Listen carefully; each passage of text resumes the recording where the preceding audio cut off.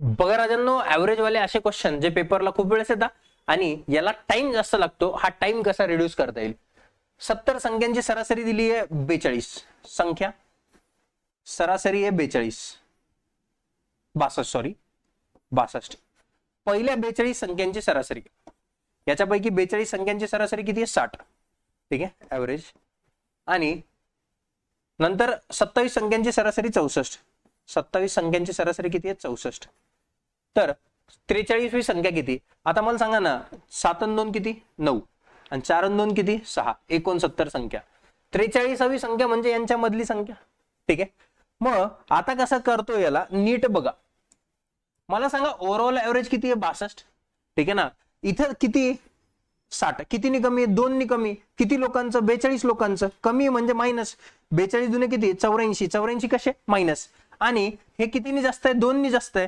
Plus 2 किती जण 27 जण. 27 दुने किती 54 म्हणजे हे काय येणार प्लस. आता 54 मधून 84, 84 मधून 54 गेले तर 30 म्हणजे -30. आता इकडे -30 झाले म्हणजे पहिले काहीतरी जास्त असणार. 62 प्लस 30, 62 प्लस 30 म्हणजे 92, 92. असेच क्वेश्चन बघण्यासाठी चॅनलवरती नवीन असाल तर चॅनलला शेअर आणि सबस्क्राईब करायला विसरू नका. धन्यवाद.